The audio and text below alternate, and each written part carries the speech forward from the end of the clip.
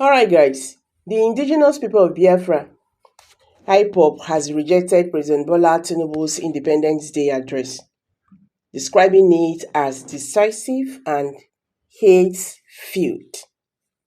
The group accused President Bola Tinubu of deliberately misrepresenting its activities by tagging it a terrorist organization.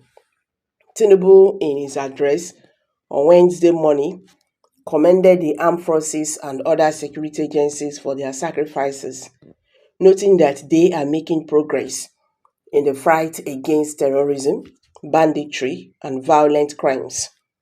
He identified IPOB and its armed wing, the Eastern Security Network (ESN), as the groups responsible for terror activities in southeast Nigeria.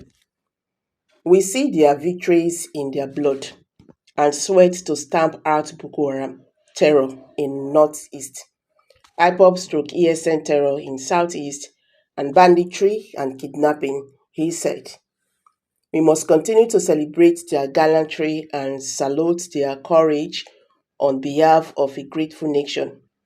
Peace has returned to hundreds of our liberated communities in southwest and northeast, and thousands of our people have returned safely to their homes. In a statement issued on Wednesday, October 1st, 2025, IPOB spokesperson Comrade Emma Powerful stated that the group under the leadership of Nnamdi Kanu is peaceful and globally recognized as pursuing self-determination through non-violent means. The attention of the indigenous people of Biafra, IPOB, under the leadership of Mazi Nnamdi Kanu, has been drawn to the divisive and hateful Independence Day address delivered by President Bola Ahmed Tinubu, in which he recklessly and falsely lumped IPOB with Boko Haram, whilst in the same breath exonerating HISWAP in the Maghreb and La Korua, the statement read.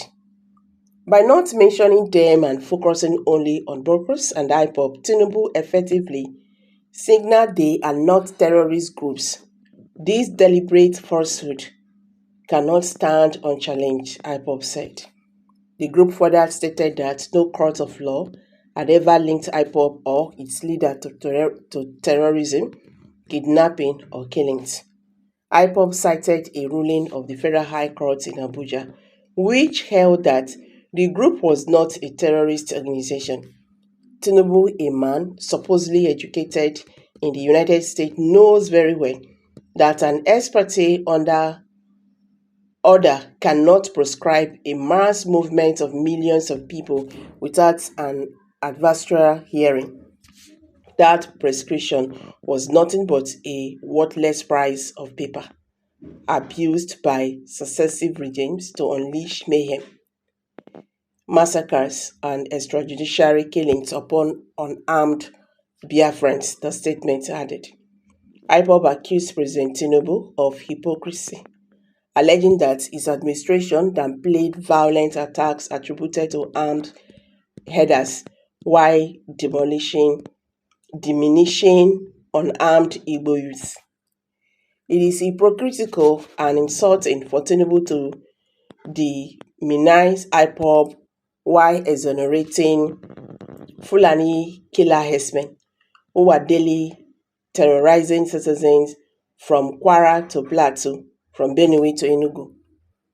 When entire communities are wiped out, this government calls it farmer-herder clashes. Yet, when unarmed Igbo youth protest peacefully, they are branded terrorists. This double standard exposes Tinubu's deep-seated prejudice against the Igbo race, IPOB alleged.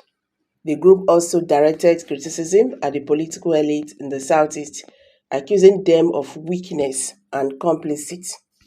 Tinubu dares to insult IPOB because he knows that the so-called Igbo political class are weak, spineless, errand boys of Abuja, efulefus, without conscience, IPOB said. IPOB noted they should know that history will not absolve them. Reiterating his stance, IPOB declared that it was not uh, comparable to extremist groups such as Boko or Islamic States, West African province. We state categorically that IPOB is not Bokos. I know what I mean by when I say Bokos because of community guideline. Not ISWAP or any other ones. We are people struggling for our survival in the face of state-sponsored genocide. Our leader is still being held illegally in the DSS department, Department of State Service dungeon, despite multiple court rulings ordering his release. If Tinubu truly believes in injustice, let him obey courts. Let him obey the courts instead of propagating lies, the statement read. IPOB called on the international community to take note, warning that efforts to criminalize an entire nation of Igbo people through the back door of state propaganda will fail. The struggle for Biafran's liberation is a just cause rooted in truth, justice, and international law. No amount of blackmail will erase that, the group maintained. So guys, you've all heard it now. IPOB said they are not terrorist organization. So they rejected President Bola Ahmed Tinubu's speech, Independence Day speech today. So what's your take on this? Let's hear from you. Please drop your comment below the comment section and don't forget to give us a thumbs up. Thank you and bye for now.